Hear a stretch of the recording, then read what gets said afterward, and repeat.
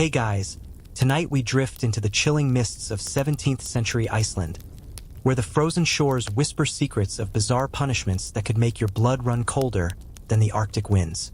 You step off a creaky wooden ship, boots crunching on frost-covered pebbles, the salty spray stinging your face as jagged black cliffs loom like silent guardians. The air bites sharp, carrying hints of sulfur from hidden hot springs, and in the distance, turf-roofed huts huddle against the relentless gales, specks in a vast, unforgiving landscape. You probably won't survive this era's quirky justice system, where a wrong word or a strange symbol could land you in flames or exile. No appeals allowed. So, before you get comfortable, take a moment to like the video and subscribe, but only if you genuinely enjoy what I do here. Drop a comment with your location and local time. Are you listening from a cozy bed in New York at midnight? Or maybe under the northern lights somewhere closer to these tales?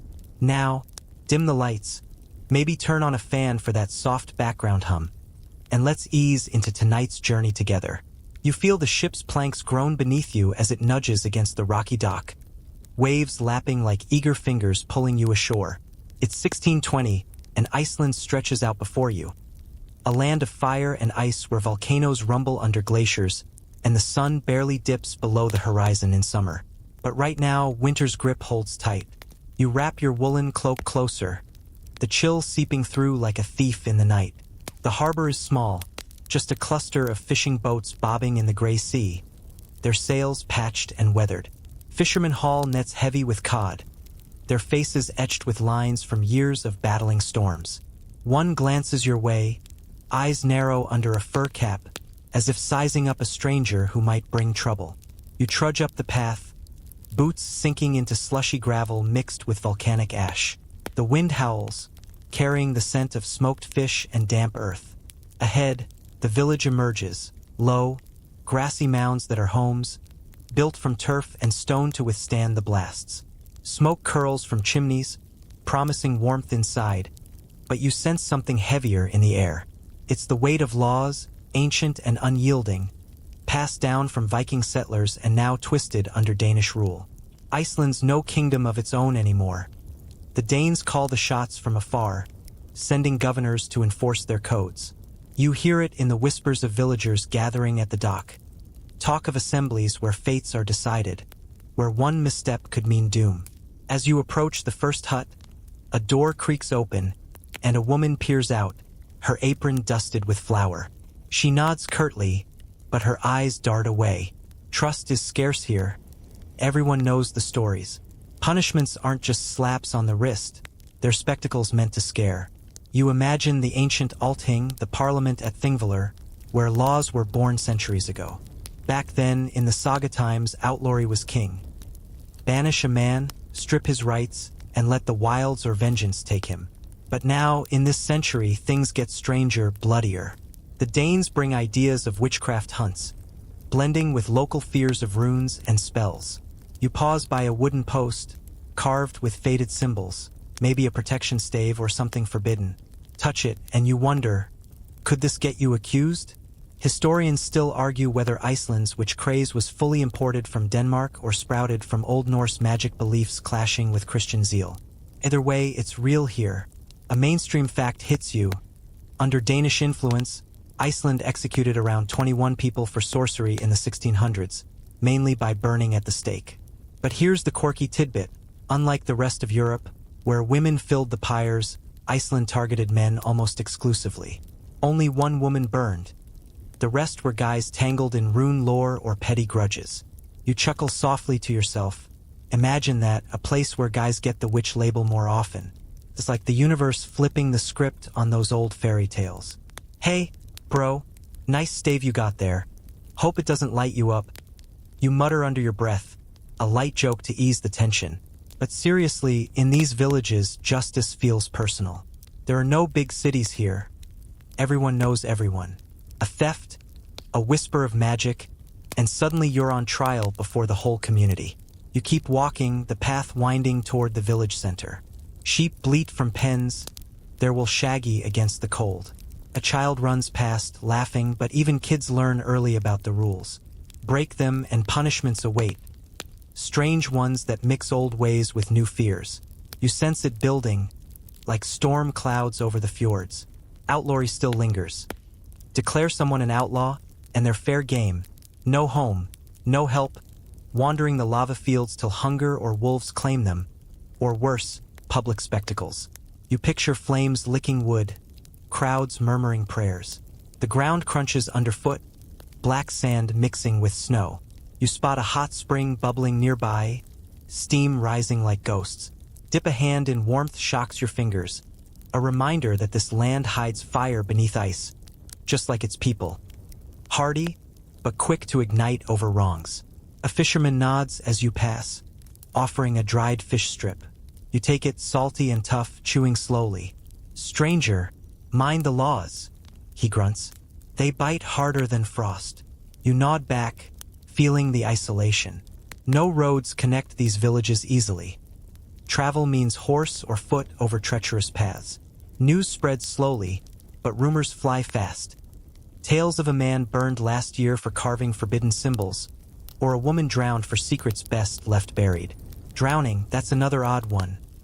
Tie him in a sack, toss in the river. Quirky, right? Like a bad game of hide and seek gone wrong. You smirk. Modern, you thinks. At least there's no social media to shame you forever.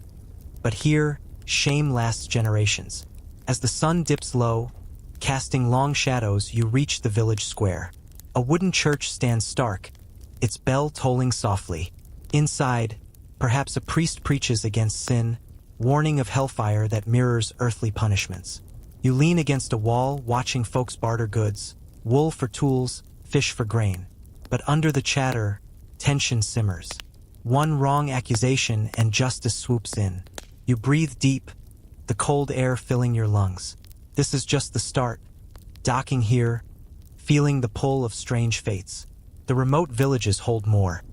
Fiery ends, watery graves, and exiles into nothingness. But for now, you stand on the shore, sensing it all. The ancient laws pressing like the weight of glaciers, ready to crush or carve you anew. You wander further, spotting a group huddled by a fire pit. They share bread, voices low. Join them? Risky, but curiosity tugs. One tells a tale. A local outlaw, banished for theft, surviving on berries and wits.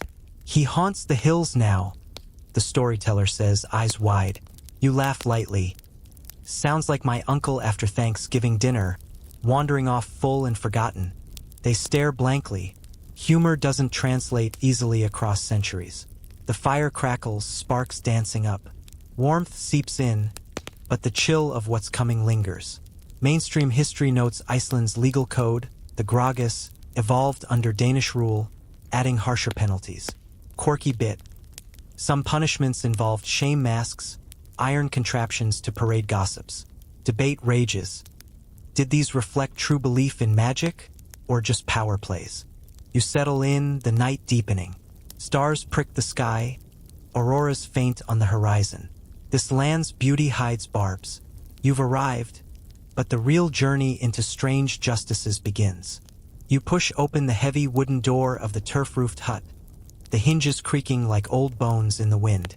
Inside, the air hangs thick with the smell of peat smoke and drying herbs, a low fire flickering in the hearth. Villagers huddle on benches, their faces lit by the glow, sharing bowls of skyr and flatbread. You slip in quietly, finding a spot in the shadows, your cloak still damp from the shore. The conversation flows like a river, dipping into daily woes. Poor catches, sick sheep, but soon it turns darker. Whispers of sorcery drift your way, tales of neighbors accused of dark deeds, their fates sealed by flames. The mystery of these tales draws you in, like a moth to a flame. You lean in, ears straining. One older man, his beard flecked with gray, spins a yarn about a farmer down the fjord who carved runes on his barn door. Meant for protection, he mutters, but the priest called it devil's work. The group nods, eyes wide. Accusations like this spread fast in these hamlets, where isolation breeds suspicion. A bad harvest? Blame a spell. A cow dies? Someone's curse. You feel the chill deepen, not just from the draft sneaking through the walls, but from the fear woven into every word. The sense of dread in the air is palpable, like a storm on the horizon. The hut's walls, layered with earth and grass, muffle the outside howls, making the space feel like a cocoon. But it's no haven. Here, stories aren't just entertainment. They're warnings. You watch a woman stir the pot, her hands rough from work, as she adds her bit. "Remember John? Burned last spring for whispering words over the waves." The group shudders. Burning, that's the fiery fate they dread most for sorcerers. It's imported from Denmark, where witch hunts rage, but in Iceland, it takes a local twist. Mainstream history tells us that between 1625 and 1685, Iceland saw about 120 sorcery trials, with executions peaking in the mid-1600s under religious fervor. You nod along, pretending to belong, as the tales unfold. A quirky tidbit slips in. Some accused weren't flashy wizards, but everyday folks using Galdrostaffer, magic staves for luck or love. One man got doomed for a symbol meant to calm seas. Imagine trying to help fishermen and ending up toast. Historians still argue whether these accusations stemmed from genuine belief in magic or were tools for settling scores, like land disputes or old grudges masked as holy justice.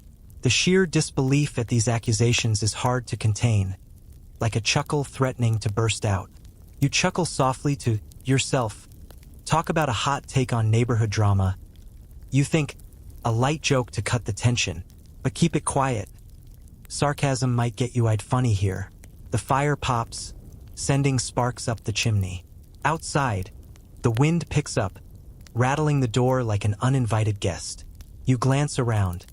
Faces weathered by sun and salt, clothes mended a dozen times. Life's hard, so punishments must be too, to keep order in the chaos. As the night deepens, more stories pour out.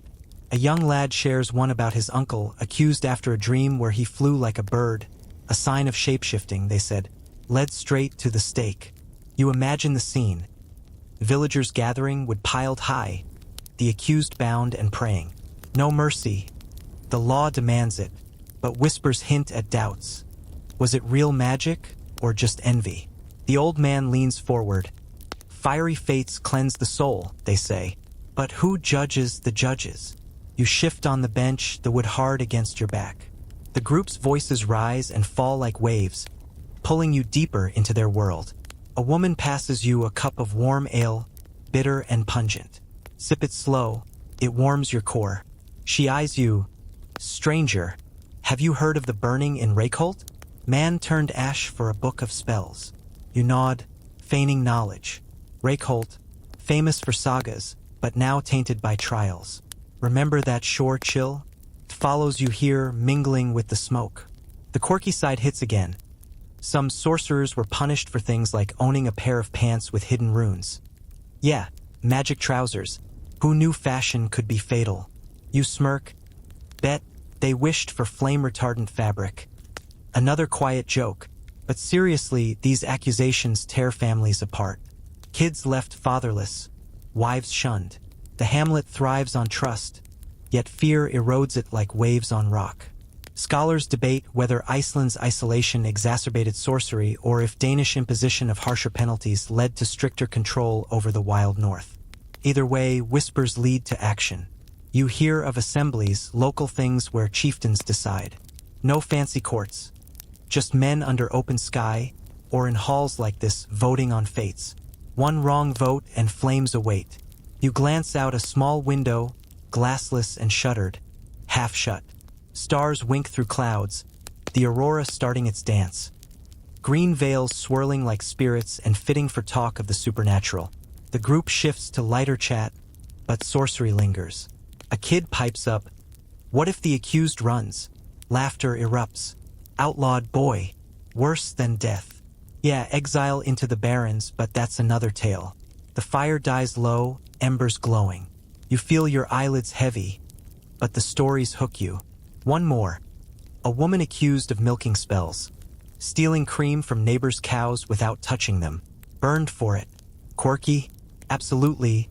Magic dairy theft. You laugh inside. Utter nonsense. Your third joke, keeping it light amid the dark. As the talk fades, you step out into the night. The hamlet sleeps, huts dark mounds under the sky, but whispers echo in your mind, leading to those fiery ends. Trudging to another hut for rest, you sense the pull, more accusations, more fates. The turf underfoot squelches, cold seeping up. This place holds secrets, and you've just scratched the surface. You find a spot to bed down, hay prickly but warm. Dreams might come of flames, but for now, the wind sings a lullaby. Remember the dock? That was entry. This is immersion. Sorcery's shadow looms, promising stranger punishments ahead. The moon peeks through, silvering the grass roofs. A dog barks in the distance, then silence. You close your eyes, but your mind races. What if you're next? Silly, but in this era, whispers kill. You stir from a restless doze in the hay, the prickly strands poking through your cloak like tiny reminders of the harsh world outside.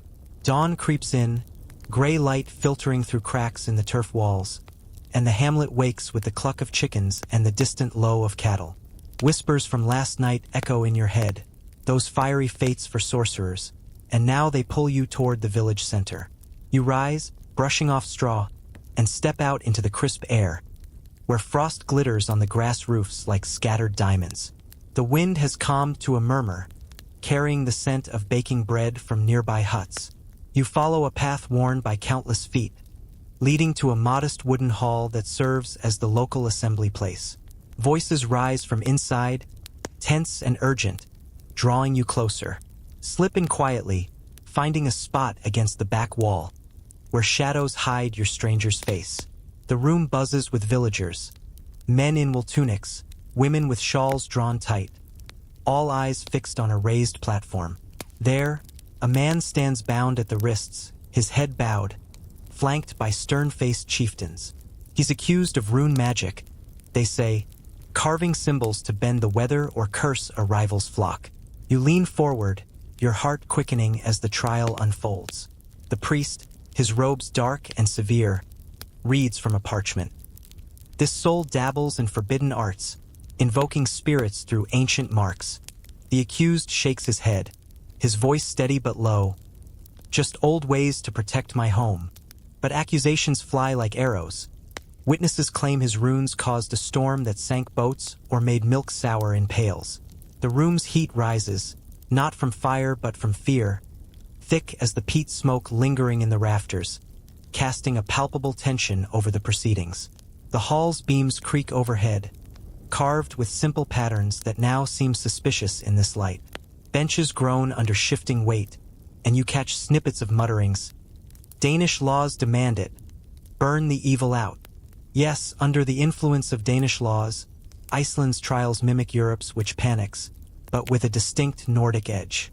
This mainstream historical fact anchors the narrative. In 1654, a major sorcery trial in Thingeyrar saw multiple men executed for alleged magic, fueled by imported Lutheran zeal against pagan remnants, highlighting the clash of cultures. You watch the man's face, lined with worry, as evidence piles up. A wooden stave found in his hut, etched with swirling lines. Quirky tidbit. Some runes were for mundane things like finding lost sheep or easing childbirth, but in trial they twist into devilry. Imagine scratching a symbol for good luck and boom, court date. You smirk inwardly, ruining your day one carve at a time. A light joke to soften the edge, though no one here would laugh. The chieftain pounds a staff for order, voice booming. The stake awaits if guilt holds. Gasps ripple through the crowd. You sense the pull of old and new, Viking lore clashing with Christian courts. Historians still argue whether these trials truly believed in rune power or used it as an excuse to consolidate control under Danish overseers, quelling independent spirits. You shift your weight, the dirt floor cool under your boots. Outside, a horse whinnies, but inside, tension coils tight. A witness steps up, an elderly farmer with gnarled hands. Saw him whisper over the wood, crops failed after. The accused protests. Lies, envy over my better land. But doubt sows fast here. Grudges bloom in isolation. You recall those Hamlet whispers, how one word sparks this. Now it's real, unfolding before you. The priest invokes scripture, words rolling like thunder. Suffer not a witch to live, nods all around. But a few faces show unease. A woman in the corner murmurs prayers, perhaps kin. You feel the draft sneak in, chilling your neck, mirroring the icy justice. Stakes aren't quick. Their spectacles would gathered, crowds called. Danish rules push for it, overriding milder outlawry. You glance at the bound man, his eyes scanning the room for allies. None stepped forward. Quirky fringe. Some accused claimed Galder, song magic, humming tunes to heal or harm, like a stormy karaoke night gone lethal. Galder, a form of magic deeply rooted in Icelandic folklore, was often used for healing or protection. However, in the context of the trial, it was twisted into a tool of accusation. You chuckle softly. Note to self, stick to humming in the shower.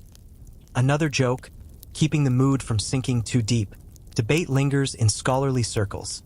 Did Danish governors inflate accusations to prove loyalty to the crown? Or did local folklore genuinely fuel the fear? Either way, the man's fate teeters. The assembly votes, hands rise slowly, sealing it. Guilty. Murmurs swell to a roar. You slip out as they drag him away, heart heavy, the halls echo following. Outside, the sun breaks through clouds, warming the air slightly, but the chill remains. You wander the square, where vendors set up stalls, wool skeins, dried herbs. One sells carved amulets but eyes them warily now. Safe? You ask quietly. The seller shrugs. In these times, nothing is. The pervasive fear in the community is palpable, casting a heavy shadow over the otherwise bustling square.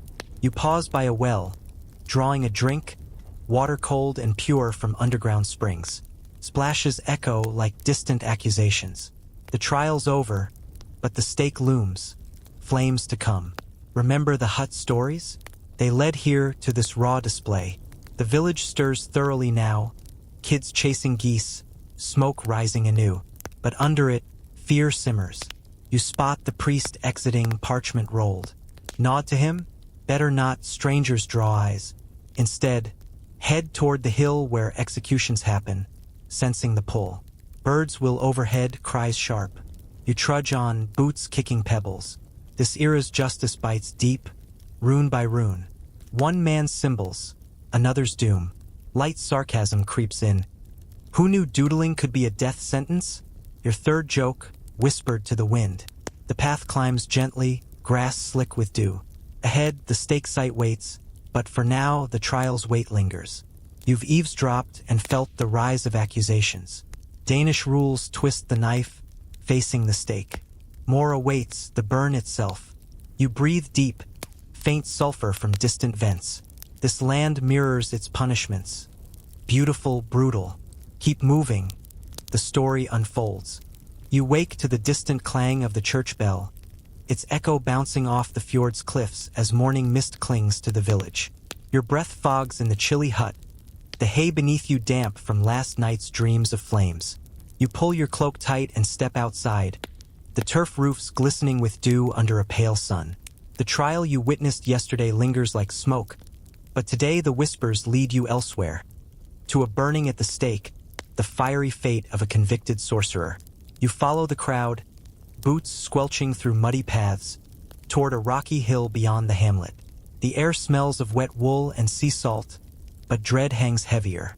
The crowd, a mix of grim faces and curious eyes, gathers in a loose circle around a wooden stake driven into the ground.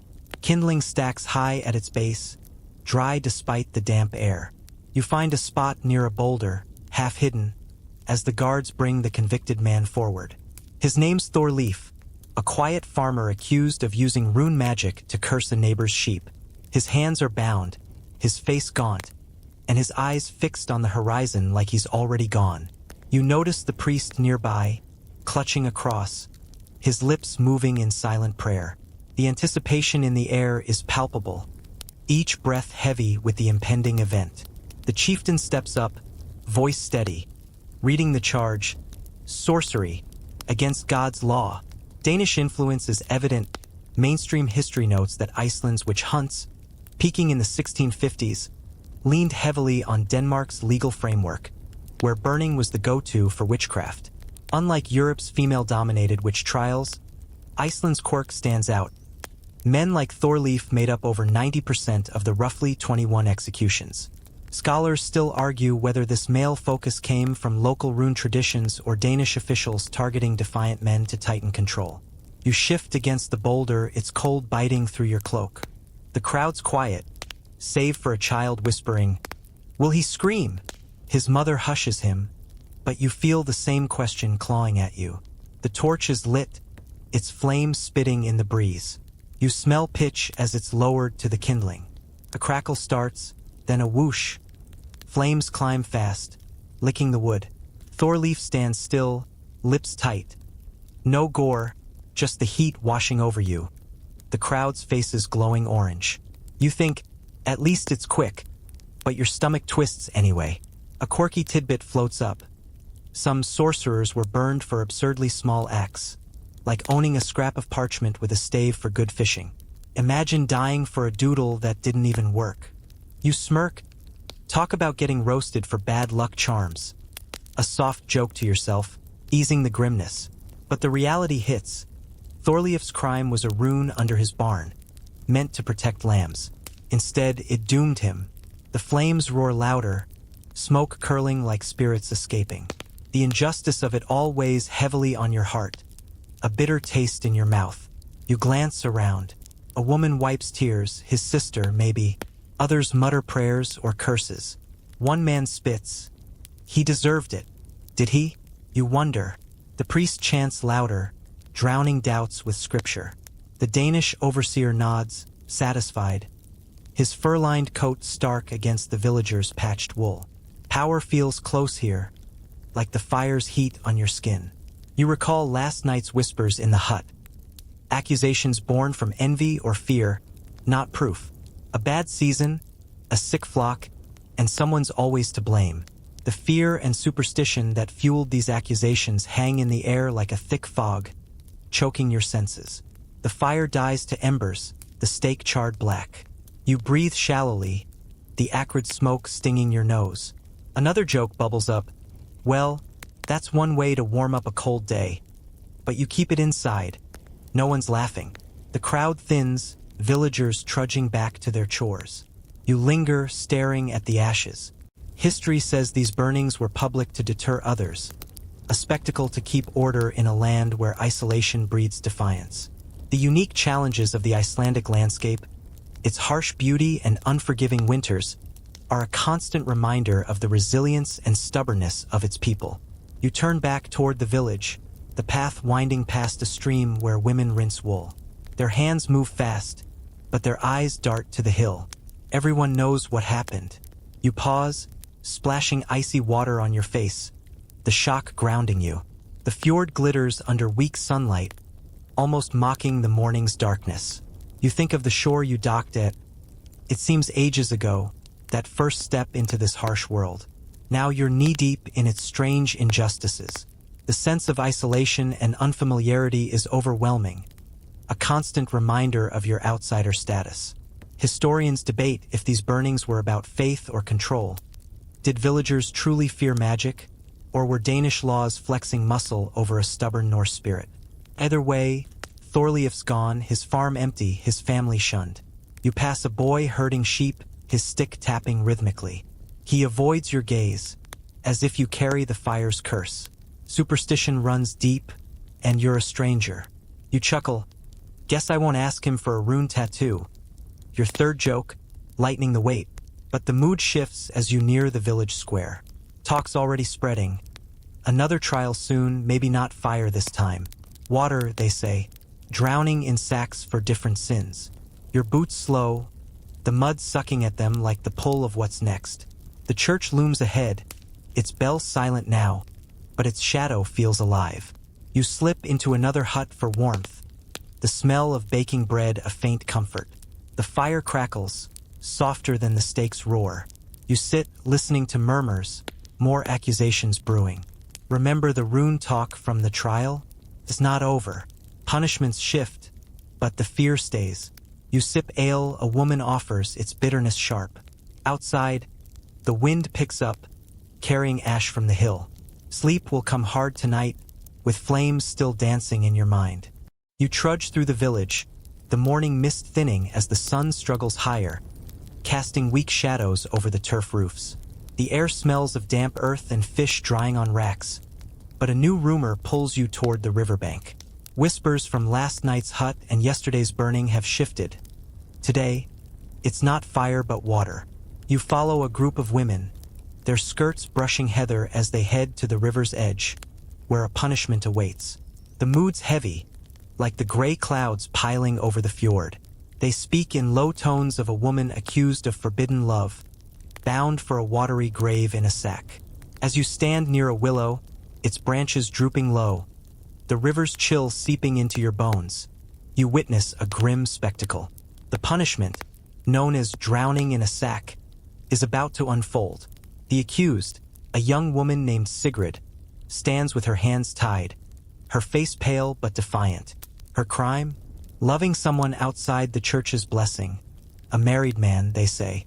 The priest, stern in his black robes, reads from a Danish law book. Adultery defile the community. The tension in the air is palpable, the judgment heavy. This is not just about Sigrid's fate, but a reflection of Iceland's 17th century laws, influenced by Denmark's Christian code, that punished moral sins harshly, often with death for women caught in illicit affairs. You stand near a willow, its branches drooping low, the river's chill seeping into your bones. Guards hold a coarse sack, woven tight, big enough to hold a person. Sigrid's eyes dart to it, then away. The punishment's called drowning in a sack, a grim spectacle where the guilty are sealed in and tossed into the current. You shudder, imagining the cold water closing in, the sack heavy as stone.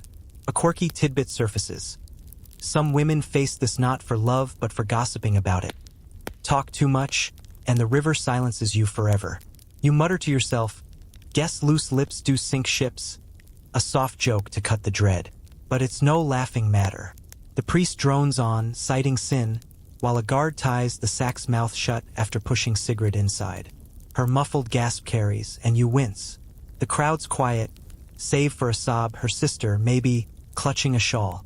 Historians still argue whether these drownings were about purging sin or controlling women in a male-run world, especially when men rarely faced the same fate for similar crimes. The river gurgles, indifferent, as guards lift the sack. You smell wet moss and hear the splash as it hits the water, sinking fast. Ripples spread, then fade. It's over quickly, but the silence that follows is deafening, heavy as the sack itself. You think of the burning you saw, fire and water, opposite but equal in their finality. The crowd starts to drift away, some whispering prayers, others avoiding the river's edge like it's cursed. You stay, staring at the water, smooth again, hiding its secret. A fisherman passes, his boots splashing in shallow pools. "She knew the law," he grumbles, but his eyes don't meet yours. You wonder if he genuinely believes it or parrots the rules to get a good night's sleep. Another joke flickers. "Well, that's one way to take a cold bath. But you keep it inside. The river's too grim for humor.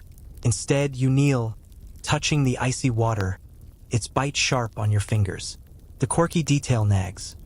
Records show some women were spared if they confessed early, but Sigrid stayed silent, proud to the end. You rise, brushing damp earth from your knees.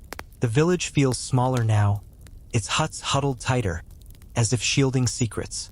Danish laws push these punishments, but it's the community that enforces them, neighbors turning on neighbors. You recall the stake's ashes from yesterday. Fire for sorcery, water for love. Both clean the village, they say, but leave scars. The weight of the village's secrets feels suffocating. The path back winding past a sheep pen, the animals bleating softly. A child runs by, tossing a stone into the river, oblivious to its weight. You pause at a bridge, wood slick with mist. History says these moral punishments peaked mid-century, with Danish overseers cracking down to align Iceland with Christian Europe. But the debate lingers. Were these women scapegoats for village tensions, or did fear of sin truly drive the law? Either way, Sigrid's gone, her story rippling out like the water. You think back to the shore you docked at, the whispers in the hut, and the trial's fire. Each step pulls you deeper into this world's strange justice. As you head back, a woman offers you dried fish, her hands trembling slightly. "Eat," she says, voice flat. You take it, the salt sharp on your tongue. She doesn't mention the river, but her eyes say enough. Another joke slips in. "Guess I'll stick to swimming lessons." Lightening your mood. Barely. The sun dips behind clouds, the fjord darkening. More punishments wait. Axes, nooses, and shame. You feel their pull, like the river's current. As the night creeps in, the air grows colder. You find a hut, its fire low but warm. Sleep calls, but the river's gurgle echoes in your mind. Sigrid's defiance, the sack's splash. They haunt you. Tomorrow brings new fates, maybe bloodier. For now, you huddle by the embers, the village quiet, its secrets sinking deep. The aftermath of the punishment is a time for reflection and contemplation. As the town settles back into its quiet routine, the weight of the day's events still heavy in the air. You wake to the creak of cartwheels outside, the village stirring under a sky heavy with clouds, their edges tinged gray like smudged charcoal. Your breath fogs in the chilly hut, the fire reduced to ash overnight, leaving a faint peat scent clinging to your cloak. You rub sleep from your eyes, the hay beneath you damp and prickly, dreams of yesterday's river fading like mist. New whispers pull you toward Thingvellir, the ancient assembly site where justice cuts sharp. Today it's beheading and axe for thieves and murderers. You pull on your woolen cloak, its weight comforting, and step into the damp morning, boots sinking into mud as you follow villagers up a rocky path. The air carries sea tang and wet heather, but dread weaves through it, heavy as the clouds above. The hill rises stark, its basalt cliffs splitting the earth like a scar, jagged and black against the pale sky. You climb, wind tugging your hood, your breath puffing in short bursts. The path twists past gnarled shrubs, their roots clutching stones like desperate fingers. At the summit, a flat clearing waits, centered by a worn stone block, its surface stained dark from years of use. A crowd gathers, faces grim under knit caps, their murmurs low like distant waves. The accused, Einar, kneels by the block, hands bound with coarse rope. His beard is matted, and his eyes are fixed on the ground, as if counting pebbles to avoid his fate. His crime: murder, a drunken brawl over a stolen fishing net that left a man dead, blood pooling in the tavern dirt. You find a spot behind a moss-covered boulder, its damp chill seeping through your cloak as you lean in. The chieftain stands tall, axe gleaming in his grip, its edge catching faint sunlight like a cruel smile.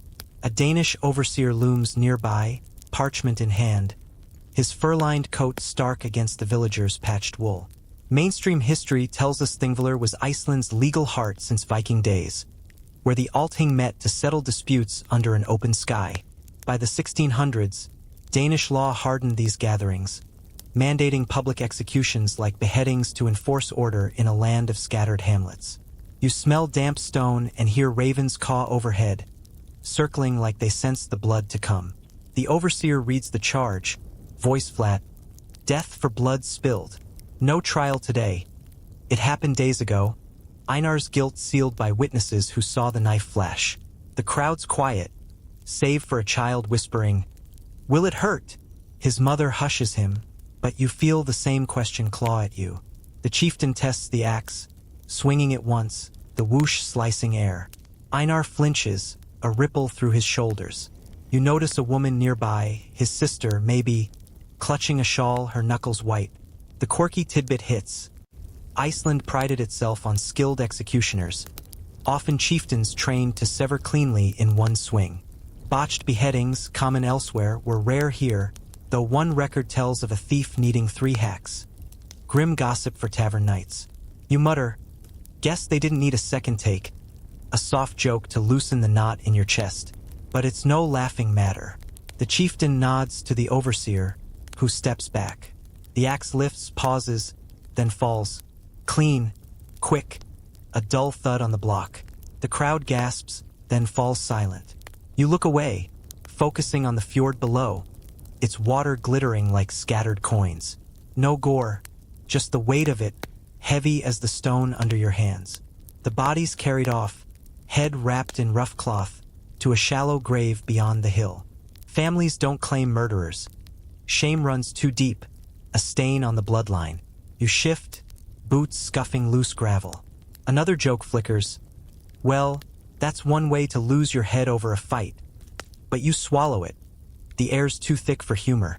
The crowd thins, some muttering prayers, others whispering of Einar's temper and how he'd always been trouble. A fisherman grumbles. He had it coming. Did he? You wonder. The law's clear, blood demands blood. But feuds here spark from petty slights, a nudge or a harsh word.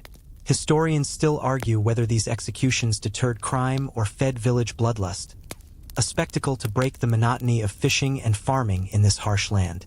You glance at a carved stone nearby, its runes faded but stark, maybe a Viking marker or a warning from older justices. Thingvallers soaked in history.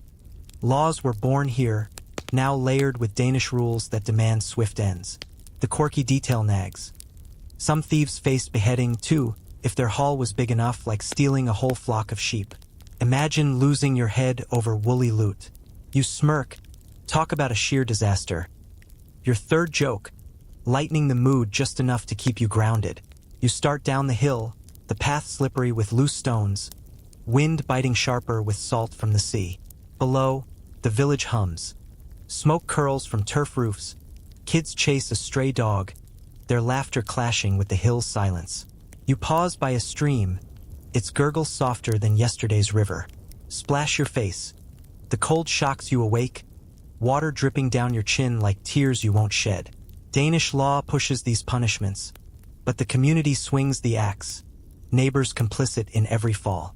You recall the shore's arrival, the hut's sorcery whispers, the stake's flames, and the river's sack. Each punishment builds this world's strange order, a tapestry of fear and control. You wander past a sheep pen, the animals bleeding, oblivious to human fates. A boy herds them, his stick tapping rhythmically, avoiding your gaze like you carry the hill's curse.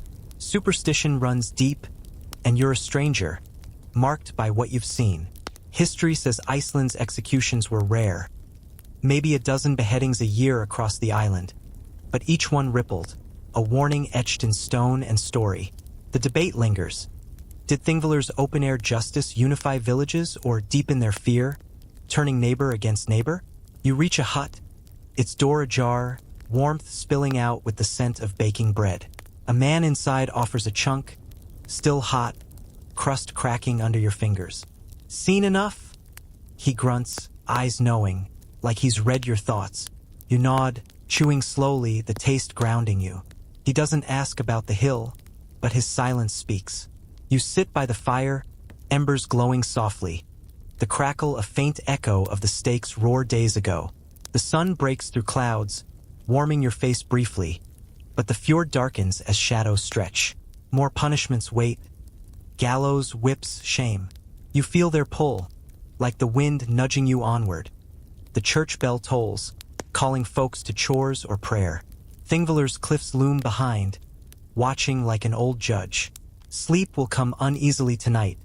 The axes flash in your dreams, Einar's face fading into rune-carved stone. For now, you linger, the village's secrets sharp as steel, cutting deeper with every step. You wake to the low moan of wind rattling the hut's shutters, the air inside sharp with cold despite the embers glowing faintly in the hearth. Your cloak stiff from yesterday's damp trek down Thingvaller's hill, the axe's thud still echoing in your bones. You stretch, joints creaking like old wood, and step outside. The village hums under a bruised sky, turf roofs slick with morning dew. Whispers draw you past the church, where a crowd's already moving toward a grassy rise just beyond the hamlet. Today, it's hanging, gallows for outlaws whose crimes broke the village's fragile peace. You follow, boots crunching frost-dusted gravel, the scent of seaweed and smoke trailing you.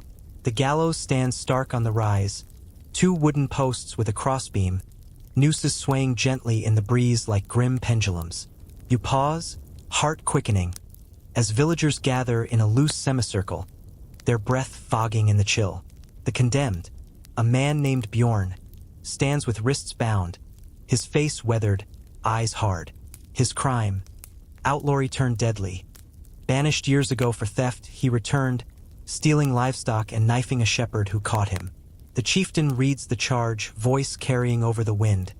For breaking ban and spilling blood. Mainstream history notes that Iceland's 17th century legal system, shaped by Danish codes, used hanging for outlaws and repeat offenders, a public act to restore order in tight-knit hamlets. You find a spot near a twisted birch, its bare branches clawing the sky, keeping you half hidden from the crowd's murmur. The nooses creak, ropes rough and thick, knotted with care. Bjorn was led forward, a guard nudging him up crude steps to the platform. He stands tall, scanning the faces below. Some spit curses, others look away. The tension in the air is palpable, like a storm brewing. You smell damp wool and hear a dog bark in the distance, its cry swallowed by the fjord's low roar. The executioner, a local farmer moonlighting as a hangman, adjusts the noose, his hands steady but eyes averted. You think of the axe at Thingvellir, the river's sack, each punishment its flavor of finality. A quirky tidbit bubbles up. Some hangings were delayed if the rope snapped, seen as a divine sign, though one poor soul got rehung the next day when a new rope arrived. You mutter, talk about a real cliffhanger, a soft joke to ease the tension coiling in your chest. But it's grim up close. The platform creaks under Bjorn's weight, the noose tightens, and the trap drops. A sharp crack, then silence. The finality of the punishment is stark, like a door slamming shut. The crowd holds its breath, the body swaying slowly. No gore, just the weight of it, like a stone sinking in your gut. You glance at the fjord, its waves glittering cold, trying to anchor yourself. The wind picks up, tugging your hood, carrying salt and the faint char of yesterday's distant fires. A woman nearby whispers, "He was warned." Her voice wavers, pity or relief. You wonder, outlawry's a brutal sentence.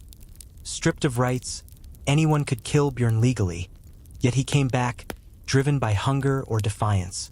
Historians still argue whether hangings like this deterred crime or just hardened villages, turning justice into a grim ritual to bind folks through fear. Danish law demanded it, but locals tied the knots, complicit in the swing.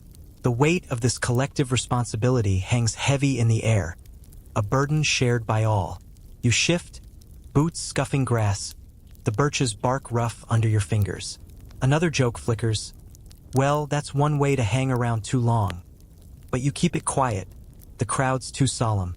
A child tugs his father's sleeve, asking why Bjorn didn't run. The father grunts, "Nowhere to go." True enough, beyond the village lie lava fields and glaciers, no mercy in the wilds.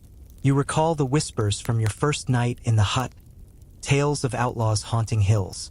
Bjorn's story ends here, no ghost needed. The quirky detail nags. Some outlaws faced hanging not for violence but for persistent petty crimes, like stealing bread too many times. Imagine swinging for a loaf. You smirk, guess they needed to stop. Your third joke, lightening the mood just enough. But reality bites. The body's cut down, wrapped in sackcloth and hauled to an unmarked grave. No family claims him, outlawry severs all ties. The crowd disperses, with some praying and others muttering about safer flocks now.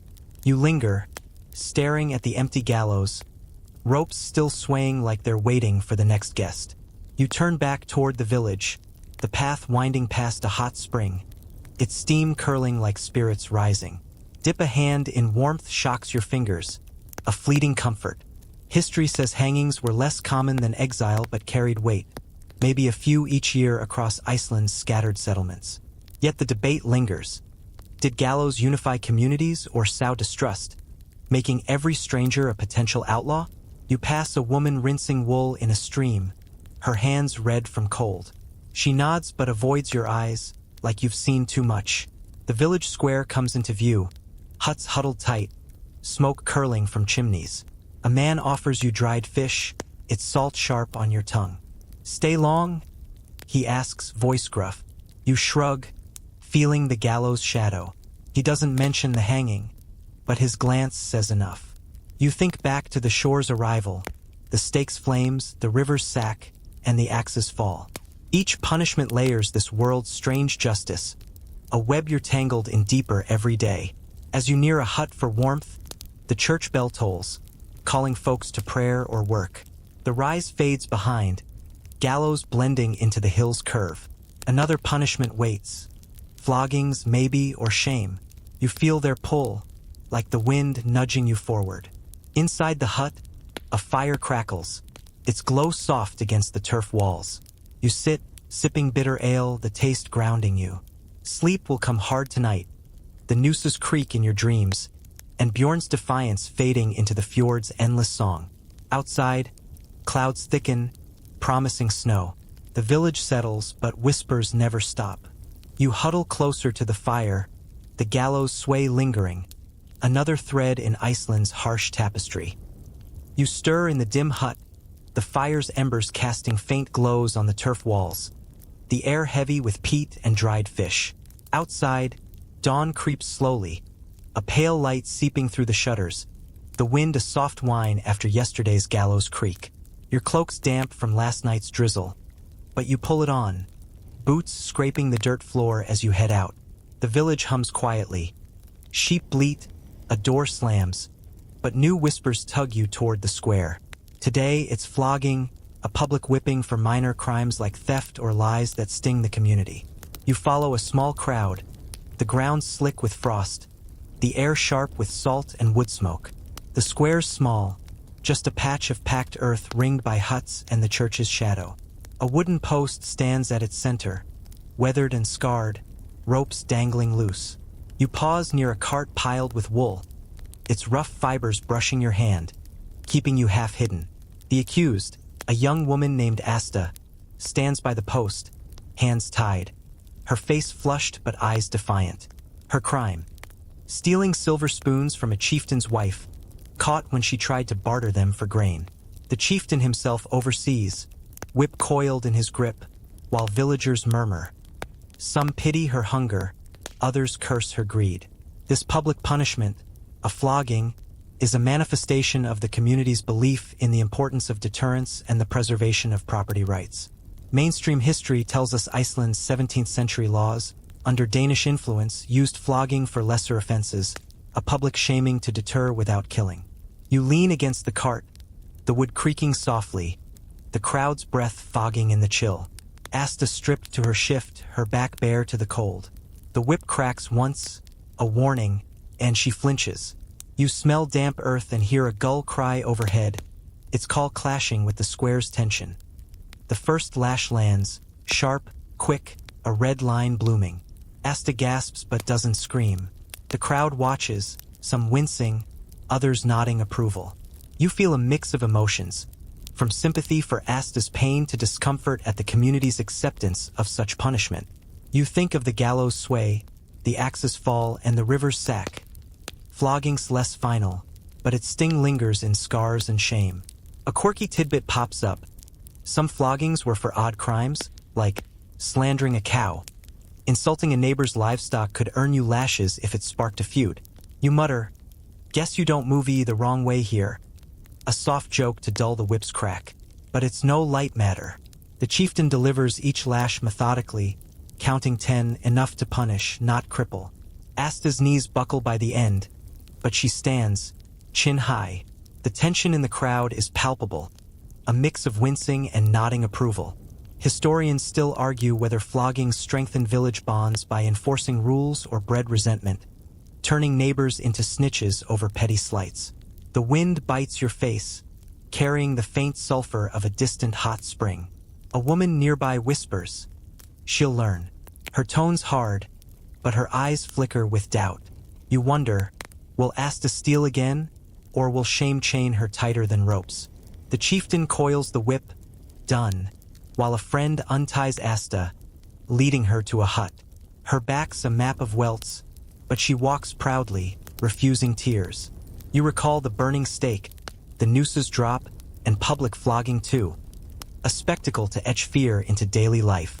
The scene of Asta's flogging continues to haunt you, the sight of her proud but wounded back a stark reminder of the community's harsh justice system. Another joke flickers. Well, that's one way to get a backhanded compliment. But you keep it quiet. The crowd's too mixed, some grim, others relieved it wasn't worse. The quirky detail nags. Records show some floggings were swapped for fines if the accused had connections, but Asta was poor, with no silver to save her skin. You notice the chieftain's wife in the crowd, her face smug, spoons likely back in her chest. Justice here feels personal, a balance of power as much as law, the weight of the community's judgment palpable. You step away from the cart, boots crunching gravel as the crowd thins. A boy kicks a stone across the square, oblivious to the post's weight. You pause by a well, its bucket swaying, and splash icy water on your face, the shock grounding you. Danish law sets these punishments, but villagers wield the whip, their hands as much a part of the system as the chieftains. History says floggings were common, dozens a year in larger villages, meant to correct, not destroy. Yet the debate lingers. Did they mend community trust or fracture it, making every glance suspicious? The complexity of justice in the community is palpable. You wander past a hut, its door ajar, the smell of baking bread wafting out. A man inside offers you a piece, crusty and warm. "Rough morning?" he asks, voice low, like he knows the square's sting. You nod, chewing slowly, the taste steadying you. He doesn't mention Asta, but his silence carries weight. You think back to the shore's arrival, the whispers of sorcery, and the fire, water, axe, and rope. Flogging's another thread in this tapestry, less deadly but sharp in its way. The sun peeks through clouds, warming your neck briefly, but the fjord is gray under the heavy sky. Another punishment waits. Exile, perhaps, or shame's parade. You feel their pull, like the wind nudging you onward. As you head toward another hut, the church bell tolls, calling folks to work or prayer. The square empties, the post standing alone, waiting for its next guest. You smirk, hope it's not me for stealing a second helping. Your third joke? Easing the edge. Inside a hut, you find warmth, the fire crackling softly.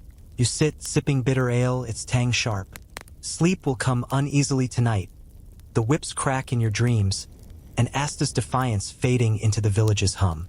Outside, snow dusts the roofs, the world softening but no less harsh. Whispers never stop, promising stranger fates ahead.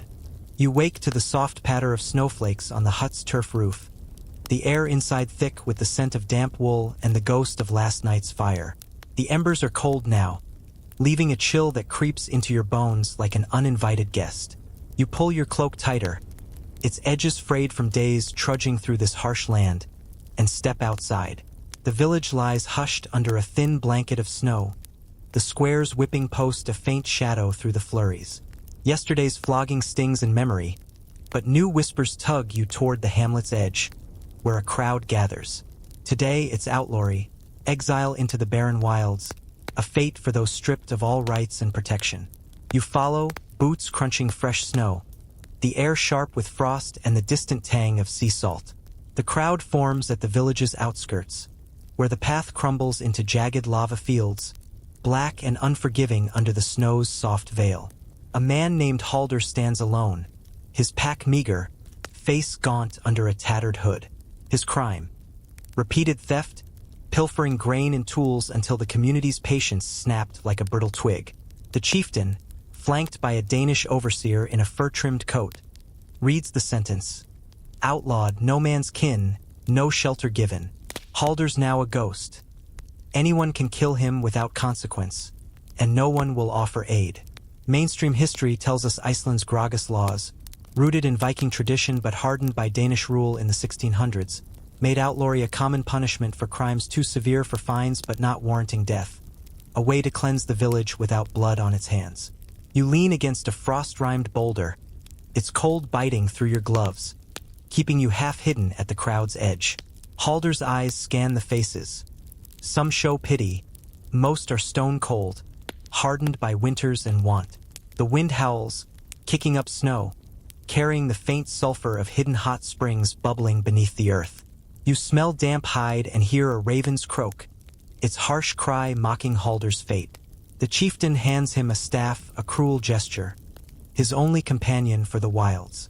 Halder grips it, knuckles white, then turns, trudging into the white haze, his figure shrinking against the vast, empty horizon.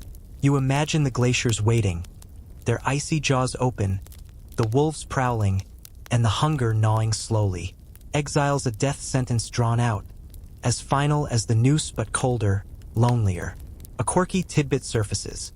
Some outlaws survived years in caves, trading stolen fish with desperate fishermen who ignored the ban for profit, living like shadows.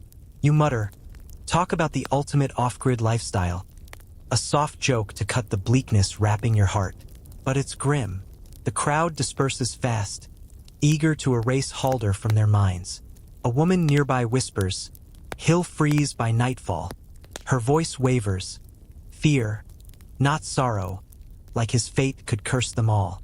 Historians still argue whether outlawry was mercy or cruelty, sparing blood but dooming men to nature's teeth in a land where survival's already a daily brawl.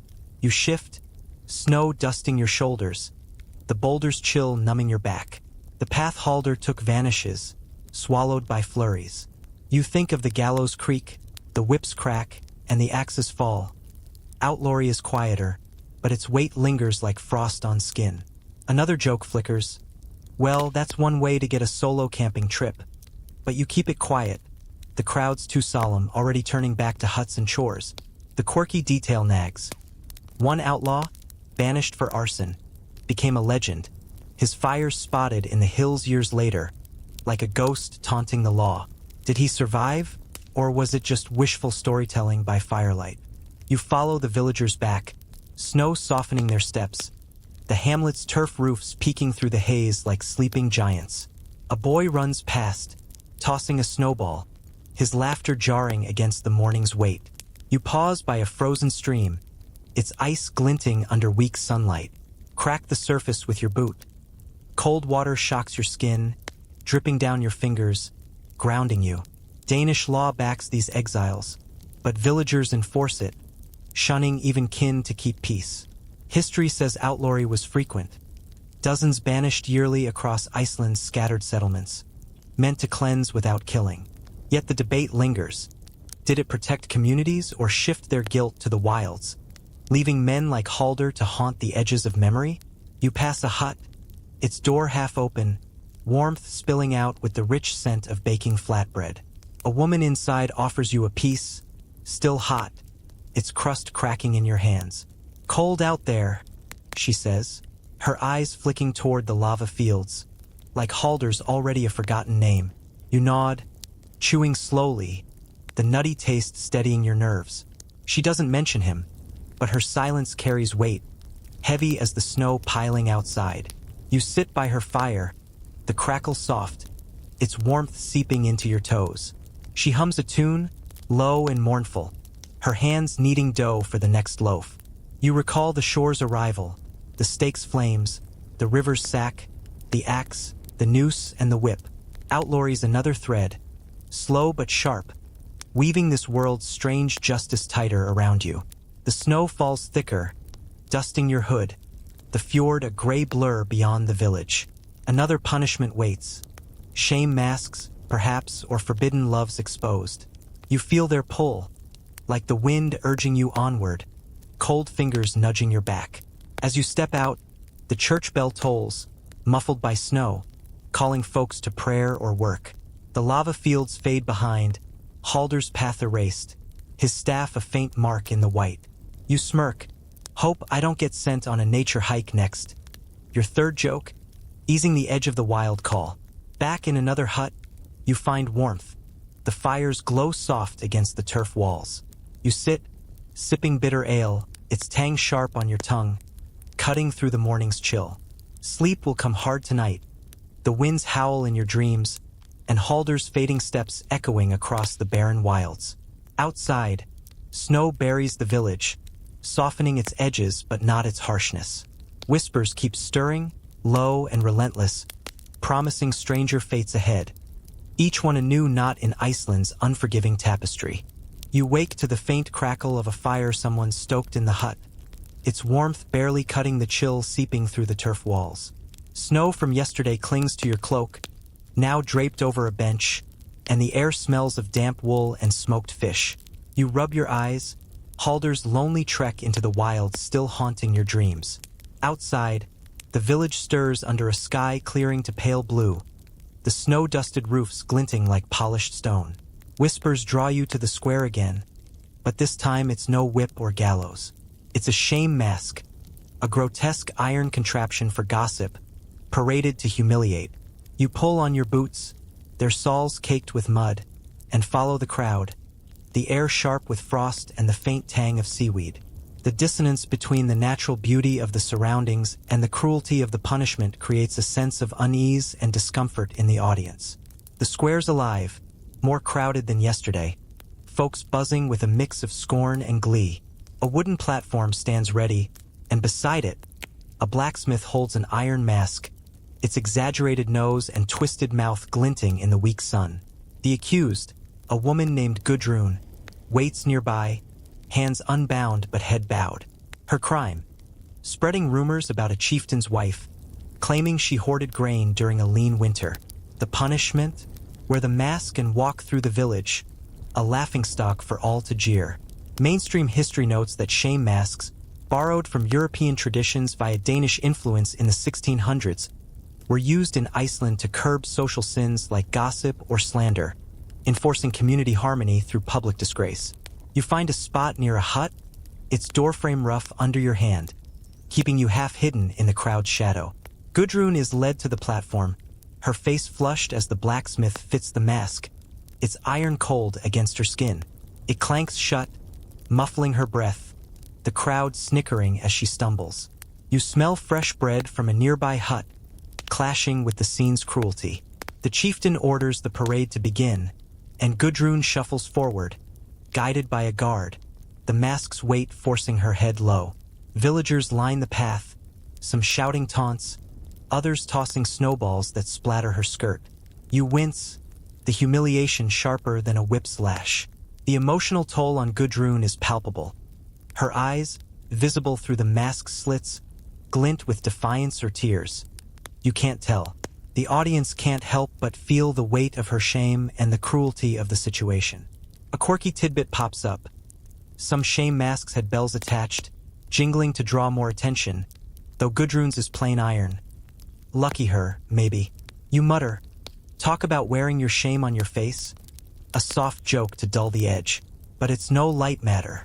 The crowd follows, a mix of laughter and murmurs, kids darting close to the point. Gudrun's eyes, visible through the mask's slits, glint with defiance or tears. You can't tell. Historians still argue whether shame masks restored order by humbling gossip or deepened village rifts, turning neighbors into mockers for sport. The parade winds past the church, its bell silent but looming like a judge. You trail behind, boots crunching snow, the fjords' gray shimmer in the distance. Another joke flickers. Well, that's one way to get a new face for the day. But you keep it quiet. The crowd's too caught up, their jeers echoing off the huts. The quirky detail nags.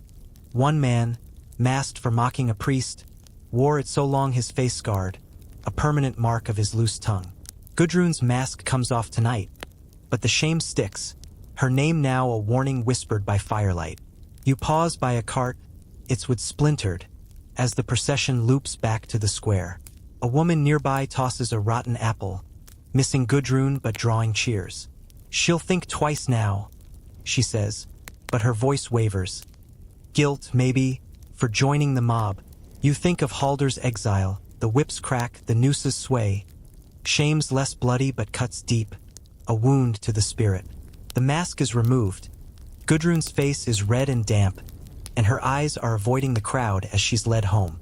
The square empties, laughter fading, but the air feels heavier, like the snow piling on the roofs. You wander to a stream, its edges icy, and kneel to splash your face, the cold biting like truth. Danish law pushed these punishments, but villagers fuel them, their taunts as much a part of the mask as the iron.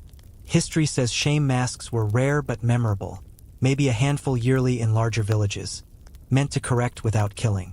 Yet the debate lingers. Did they unify communities by shaming sinners or breed resentment, making every whisper a potential trap? The lingering debate about the effectiveness of shame masks adds a layer of intrigue and thoughtfulness to the narrative, engaging the audience's intellectual curiosity. A man passes, offering a strip of dried cod, its salt sharp on your tongue. "Rough day," he grunts, eyeing the square like it's still alive with jeers. You nod, chewing slowly, the taste grounding you. He doesn't mention Gudrun, but his glance says enough.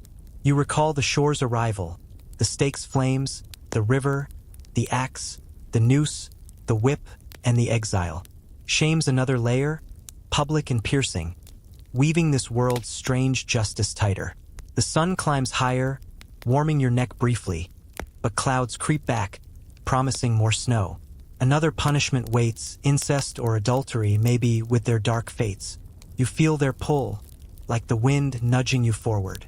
As you head to a hut, the church bell tolls, calling folks to chores or prayer. The square's quiet now, the platform empty, waiting for its next show. You smirk, hope I don't get a metal makeover next. Your third joke, easing the sting. Inside a hut, the fire's glow wraps you, its crackle soft against the turf walls. You sit, sipping bitter ale, its tang cutting the chill. Sleep will come uneasily tonight. The masks clank in your dreams, and Gudrun's bowed head fading into the village's hum. Outside, snow falls again, softening the world but not its sharp edges. Whispers keep stirring, promising stranger fates ahead. You stir in the hut as dawn's faint light creeps through the shutters, the air thick with the scent of damp earth and last night's fire. The memory of Gudrun's iron mask lingers, its clank echoing in your dreams like a mocking bell. You pull your cloak tight, its wool heavy with snowmelt, and step outside. The village wakes slowly under a sky of thinning clouds, the turf roofs dusted white. Whispers from the square fade, replaced by hushed talk of darker sins. Incest, a taboo that draws death or exile. You follow a small crowd, boots crunching icy gravel, the air sharp with frost and the faint fishy tang of the fjord. The gathering forms near the church, its wooden walls stark against the snow. A makeshift court set up, benches arranged in a half-circle, the chieftain and a Danish overseer presiding. Two accused, a man and woman, cousins too close in blood, stand with hands bound, faces pale. Their crime, a hidden affair, uncovered when a neighbor overheard whispers in a barn. The priest, clutching a cross, condemns their sin, his voice booming, "Against God's law." Mainstream history notes that Iceland's 17th century laws, shaped by Danish Christian codes, treated incest as a grave offense, often punishing it with death or banishment to protect family purity and village order. You lean against a hut's turf wall, its earthy chill seeping through your cloak, keeping you at the crowd's edge. The accused, John and Thora, stand silent, eyes down. The crowd murmurs, disgust, fear, and some pity. You smell wood smoke and hear wind whistling through the church's eaves, a low moan like judgment. The chieftain reads the sentence: exile for both or death if they return. John's shoulders slump, Thora's eyes glint, defiant. Exile's familiar, Halder's fate yesterday, but incest carries a heavier shame, families shunned, names cursed. You imagine them trudging into the lava fields, alone, with nothing but whispers trailing them. A quirky tidbit surfaces. Some incest cases were less clear, like distant cousins punished for marrying without church approval, caught in legal gray zones. You mutter, "Guest loves a risky family reunion here." A soft joke to ease the tension, but it's grim. The crowd parts as guards push John and Thora toward the village's edge. Their packs light, faces set. Snow swirls, dusting their hair like ash. Historians still argue whether these harsh penalties reflected true moral panic or Danish efforts to control Iceland's tight-knit clans, where bloodlines tangled easily. You shift, the turf wall rough under your fingers, the cold numbing your toes. The crowd's quiet, save for a woman sobbing, Thora's mother, maybe shunned now too. Another joke flickers. Well, that's one way to prune the family tree. But you keep it quiet. The mood's too heavy, the church looming like a silent judge. The quirky detail nags. One case saw a couple exiled for incest. That was just a kiss, blown out of proportion by a vengeful neighbor. Gossip here is as deadly as a blade, turning whispers into banishment. You follow the crowd's tail, keeping distance as John and Thora vanish into the snowy haze, their steps swallowed by the wilds. The fjord glitters faintly, indifferent. You think of the shame mask's clank, Halder's exile, the whip, the noose. Incest's punishment fits this world's strange justice, slow but crushing. A boy nearby kicks snow, oblivious, his laughter jarring. You pause by a frozen pond, cracking its ice with your heel. Cold water stings, grounding you. Danish law drives these sentences, but villagers enforce them, turning kin away to save face. History says incest cases were rare but explosive, maybe a few a year across Iceland, meant to deter moral decay in small communities. Yet the debate lingers. Were these punishments about protecting lineage or flexing control over defiant clans? You wander back, passing a hut where a woman kneads dough, her hands steady but eyes distant. She offers you a warm flatbread, its crust cracking, the nutty taste grounding you. Bad business, she says, nodding toward the wilds, avoiding names. You nod, chewing slowly, her silence heavy as the snow. The sun breaks through, warming your face briefly, but clouds creep back, promising more flurries. Another punishment waits, adultery perhaps with its sting. You feel their pull, like the wind nudging you onward. As you near another hut, the church bell tolls, muffled, calling folks to prayer or chores. The village settles, but the wilds loom, John and Thora's fate fading into them. You smirk, hope I don't get exiled for borrowing the wrong cousin's cloak. Your third joke, easing the chill. Inside a hut, the fire's glow wraps you, its crackle soft against the turf walls. You sit, sipping bitter ale, its tang sharp, cutting the morning's weight. Sleep will come uneasily tonight. The wilds howl in your dreams, and John and Thora's shadows will fade into snow. Outside, flurries dance, softening the village but not its harsh edges. Whispers keep stirring, promising stranger fates ahead. You wake to the faint creak of the hut's door, a draft slipping in with the scent of snow and damp turf. The fire's low, its embers casting soft shadows on the walls, but the chill wraps your bones, chasing away dreams of John and Thora's fading steps into the wilds. You pull your cloak tight, its wool heavy with days of frost and mud, and step outside. The village stirs under a sky of broken clouds, the sun a pale disk barely warming the snow-dusted roofs. Whispers from yesterday's exile linger, but new murmurs draw you to the square. Today, it's adultery, lovers facing heavy fines and community scorn for breaking sacred vows. This is the 17th century in Iceland, a time when laws shaped by Danish Christian codes punished adultery with steep fines, often livestock or land, to shame and impoverish, preserving family honor in tight-knit villages. You follow a small crowd, boots crunching icy paths, the air sharp with sea salt and wood smoke. The square's quieter than for floggings or masks, the mood tense but subdued, like a held breath. A wooden bench serves as a makeshift court, with the chieftain and a Danish overseer seated, their faces stern. Two accused, a man named Sigurd and a woman named Freya, stand apart, heads bowed, hands unbound but trembling. Their crime, a secret affair, exposed when a neighbor caught them slipping from a barn at dawn. The priest, gripping his cross, calls it a sin against God's order. This is a moral and legal dilemma. Adultery, a sin against God, but also a crime punishable by the village's laws. Mainstream history tells us Iceland's 17th century laws, shaped by Danish Christian codes, punished adultery with steep fines, often livestock or land, to shame and impoverish, preserving family honor in tight-knit villages. You lean against a hut's turf wall, its earthy chill seeping through your cloak, keeping you at the crowd's edge. Sigurd, a fisherman, and Freya, a weaver, avoid each other's eyes, their faces flushed with shame or defiance. The chieftain reads the penalty. 10 sheep from each and public penance. The smell of fresh bread baking nearby clashes with the scene's weight. Fines like these can break a family. 10 sheep means hunger come winter. The crowd murmurs, some nodding approval, others whispering pity for Freya's young son, watching wide-eyed from the back.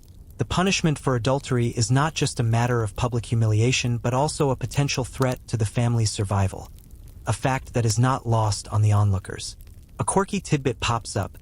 Some adulterers faced church door penance, standing barefoot in snow during sermons, a public shaming without iron.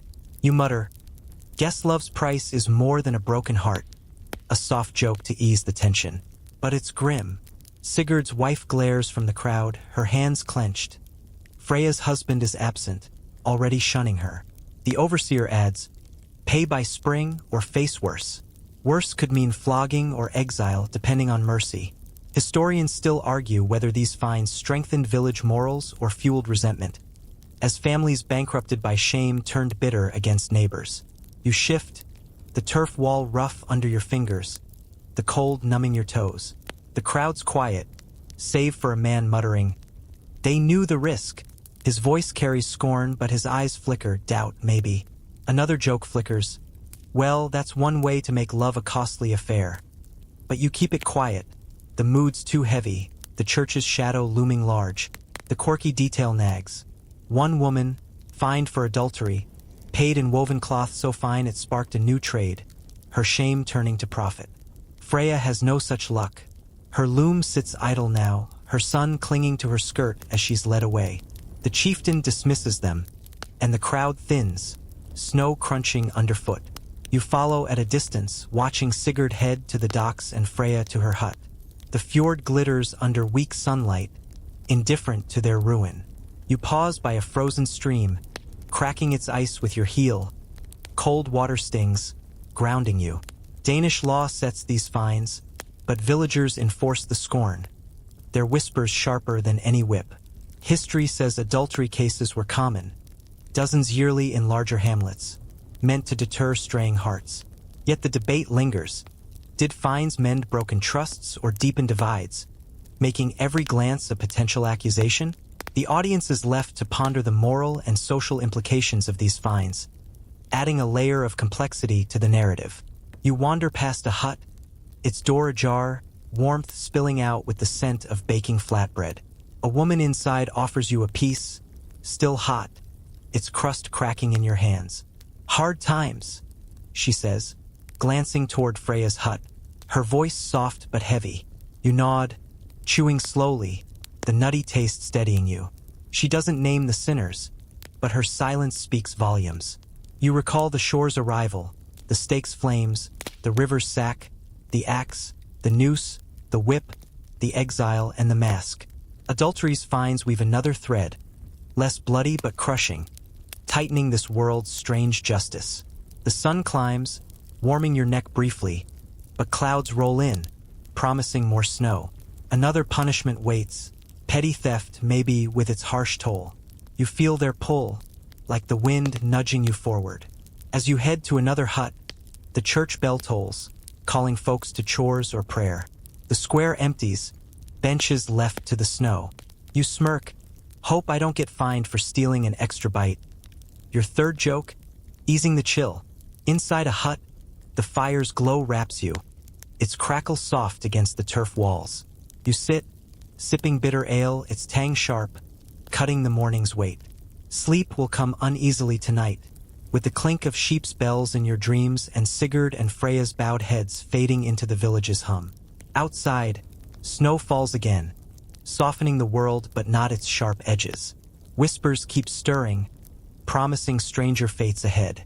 You wake to the soft crackle of a rekindled fire, its warmth barely pushing back the chill in the hut's turf walls. The scent of damp wool and smoked fish lingers, mixing with the faint bitterness of last night's ale. Dreams of Sigurd and Freya's heavy fines fade, but their weight clings like frost on your cloak. You pull it on, the fabric stiff from days of snow and mud, and step outside. The village stirs under a sky heavy with clouds, the snow-dusted roofs blending into the fjord's gray haze. Whispers from yesterday's court fade, replaced by talk of theft. Petty pilfering that sparks trials and fines to bankrupt families. You follow a small crowd, boots crunching icy paths, the air sharp with sea salt and the tang of burning peat. Despite the tension, there's a sense of unity in the shared experience. The square's set for another judgment, benches arranged near the church, its shadow long and cold. The chieftain and a Danish overseer sit sternly, parchment in hand, while villagers gather, their faces a mix of curiosity and scorn. The accused, a young man named Leif, stands with head bowed, hands unbound but fidgeting. His crime: stealing a sack of barley from a neighbor's shed, caught when he spilled grains on the path home. The priest mutters about sin, but this is no moral failing. Just hunger, they whisper with winter looming. Mainstream history tells us Iceland's 17th century laws, under Danish influence, punish theft with fines or flogging, meant to protect scarce resources in hamlets where trust was survival. You lean against a cart. Its wood splintered and damp, keeping you half hidden in the crowd's shadow. Leif's eyes dart, pleading silently, but the chieftain's voice cuts through. 5 sheep or flogging. 5 sheep, near ruin for a low-income family already scraping by. You smell fresh snow and hear a gull's cry, its sharp call clashing with the square's tension. The crowd murmurs.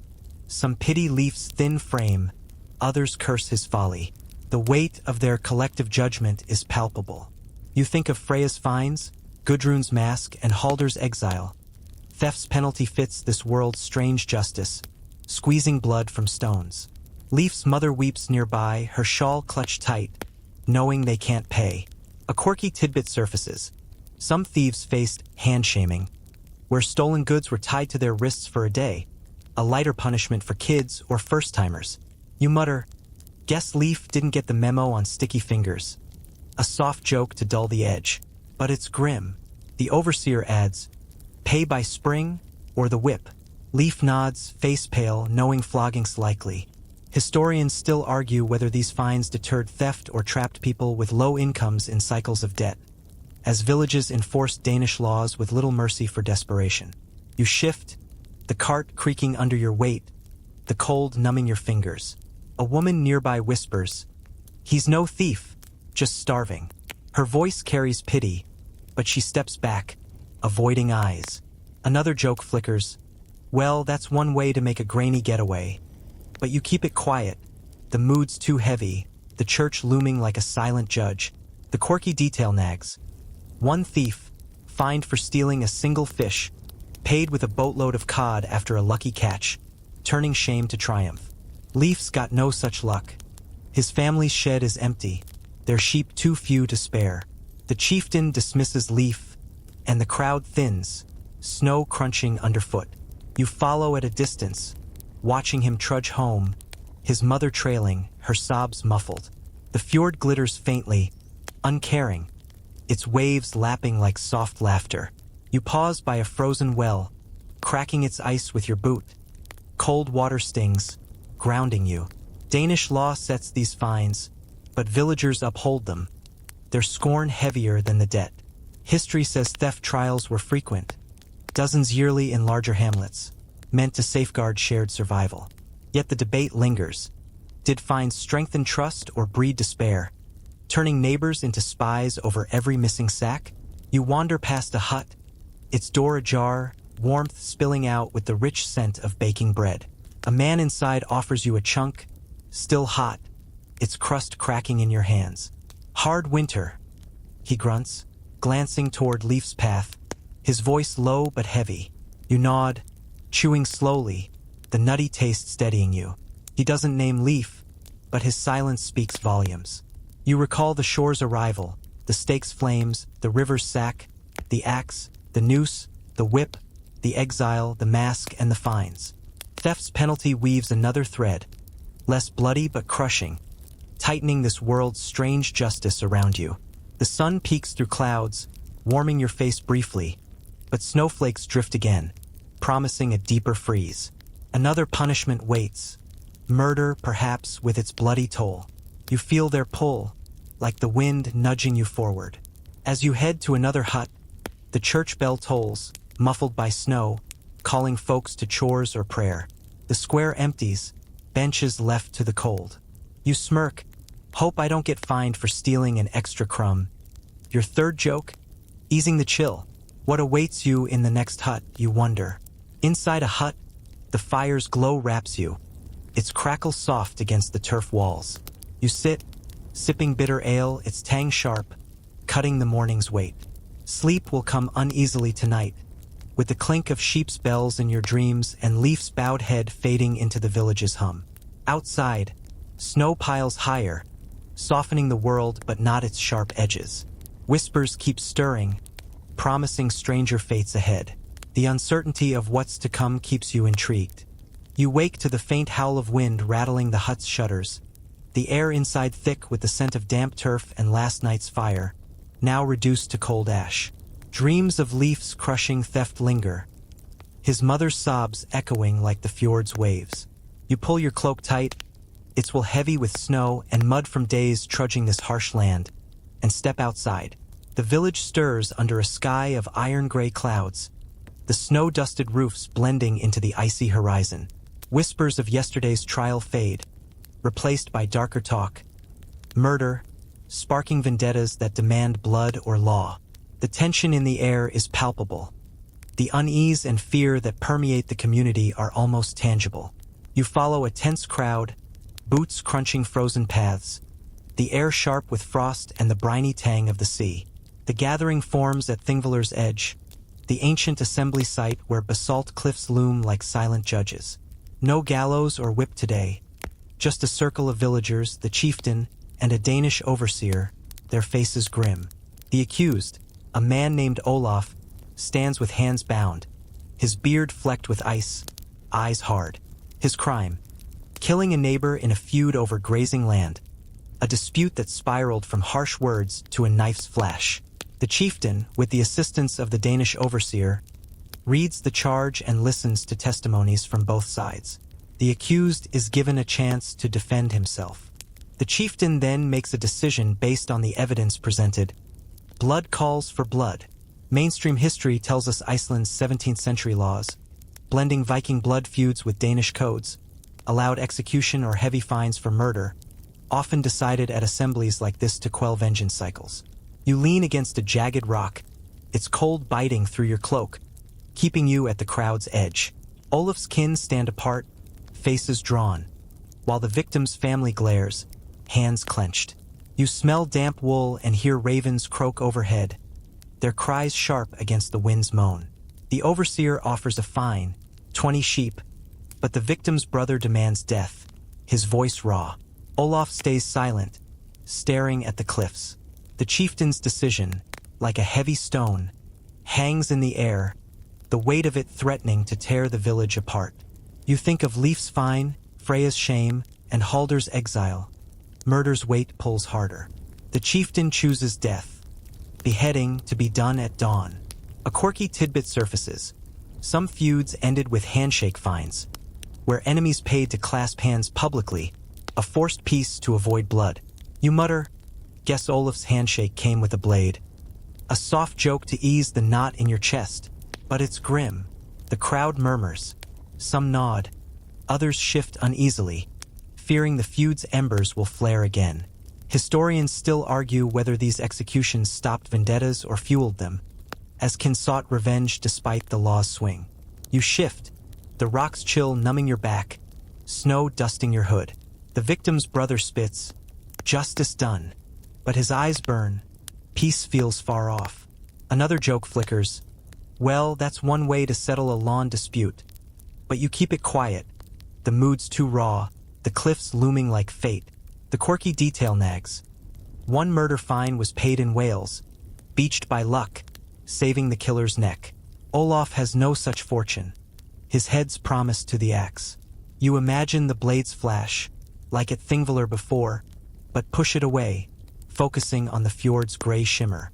The crowd thins, snow crunching underfoot as Olaf leads to a hut to await dawn. You follow at a distance, passing a hot spring, its steam curling like ghosts. Dip a finger, warmth shocks your skin, a fleeting comfort. Danish law shapes these verdicts, but it's the villagers who drive the feuds, their grudges sharper than any blade. History says murders were rare, maybe a few yearly across Iceland, but each sparked ripples, threatening fragile peace. Yet the debate lingers.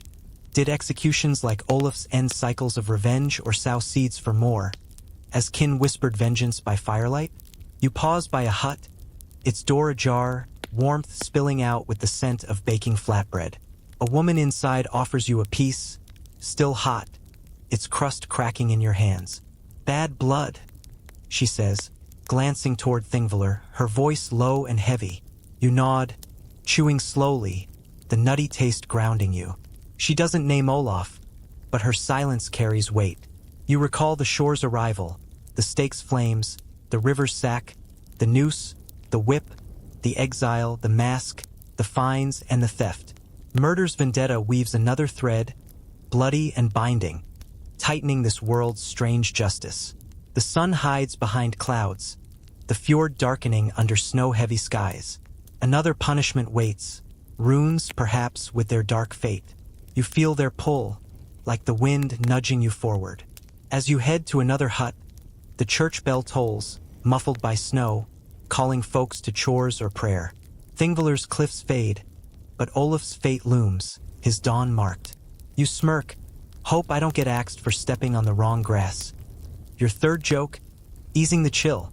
Inside a hut, the fire's glow wraps you, its crackle soft against the turf walls.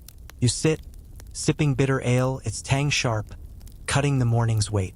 Sleep will come uneasily tonight, the axe's thud in your dreams, Olaf's hard eyes fading into the cliff's shadow. Outside, snow falls thicker, softening the world but not its sharp edges. Whispers keep stirring, promising stranger fates ahead. You wake to the faint creak of the hut's door, a cold draft slipping in with the scent of snow and damp turf. The fire's gone out, leaving the air heavy with last night's smoke and the bitter tang of ale. Dreams of Olaf's looming beheading cling like frost, his hard eyes staring through the dark. You pull your cloak tight, it will stiff with mud and snow from days wandering this harsh land, and step outside.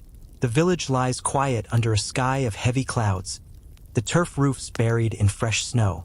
Whispers of yesterday's vendetta fade, replaced by hushed talk of runes, forbidden symbols that doom their owners to accusations of dark arts. You follow a small crowd, boots crunching icy paths, the air sharp with frost and the distant salt of the fjord. The gathering forms near the church, its wooden walls dark against the snow. A makeshift court set up, benches in a tight circle, the chieftain and a Danish overseer presiding. The accused, a man named Eirik, stands with his hands bound, his face weathered, and his eyes darting. His crime, carving runes on a hidden plank, found when a neighbor snooped in his barn. The priest calls it sorcery, a pact with evil, holding up the plank. Twisted lines etched deep, maybe Vegvisor for guidance or something darker. Mainstream history tells us Iceland's 17th century witch hunts, driven by Danish law, targeted rune users, with about 120 trials from 1625 to 1685, most ending in fire or exile for men like Eirik. You lean against a hut's turf wall, its chill seeping through your cloak, keeping you at the crowd's edge. Eirik's voice cracks, just for luck, but the priest shakes his head, citing Danish codes against pagan magic. You smell wood smoke and hear wind whistling through the church's eaves, a low moan like a warning. The crowd murmurs, fear, scorn, and some pity. The chieftain sentences him to burning at the stake, like Thorleif weeks ago. You think of the flames, the river's sack, the axe, the noose. Runes pull you back to fire, this world's strange justice circling tight. A quirky tidbit surfaces. Some runes were blamed for absurd things, like one man accused of making sheep dance with a carved stave. Spoiler, they didn't. You mutter, guess Eirik's not winning at rune roulette. A soft joke to ease the dread. But it's grim.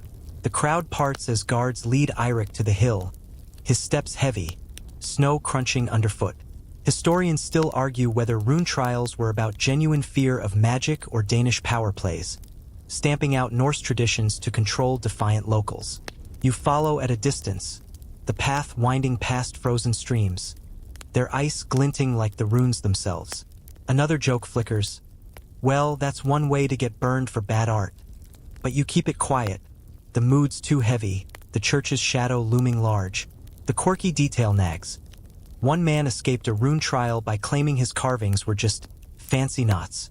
Fooling the court. Irix got no such luck. His planks too clear, his fate sealed.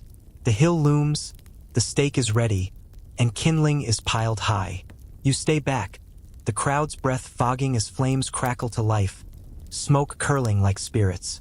The fjord glimmers faintly, indifferent, its waves a whisper against the fire's roar. You turn away, the heat fading, snow dusting your hood. Danish law drives these trials, but villagers fuel the fear, their whispers sharper than any flame. History says rune accusations were primarily male, unlike Europe's which hunts, targeting men tied to Old Norse ways. Yet the debate lingers. Were these trials faith-driven or just tools to settle scores, like land disputes masked as sorcery? You wander back, passing a hut where a woman offers warm flatbread, its crust cracking, the nutty taste grounding you. Dark days, she says, eyes on the hill, avoiding Irix's name. You nod, chewing slowly, her silence heavy as snow. You recall the shore's arrival, the stake's flames, the river, the axe, the noose, the whip, the exile, the mask, the fines, and the vendettas. Runes weave the final thread, fiery and forbidden, tying this world's strange justice tight.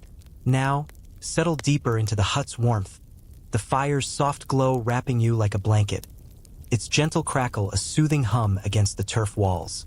Let the village's harsh edges fade, the snow outside piling high, softening the world into a quiet dream. Each punishment, fire's fierce kiss, water's cold embrace, the axe's swift fall, the noose's sway, the whip's sharp sting, exile's lonely path, the mask's heavy shame, fines that broke spirits, vendettas that spilled blood, and runes that sparked fear. Wove a tapestry of order, harsh but fragile, holding this land together. You're safe here, the fjord's distant song a lullaby, its waves whispering peace. No more trials tonight, no more whispers of doom. The wind hums low, carrying snowflakes that dance like spirits, fading into the night's embrace. Sip the last of your ale, its bitterness gone, and let your eyelids grow heavy, the village's weight lifting, just for now. Sleep calls, soft and sure, pulling you into its gentle arms. Rest, dear listener, as the fire dims, the world quiets, and dreams carry you far from Iceland's icy shores. Sweet dreams, you whisper to yourself, the words a soft breath in the dark.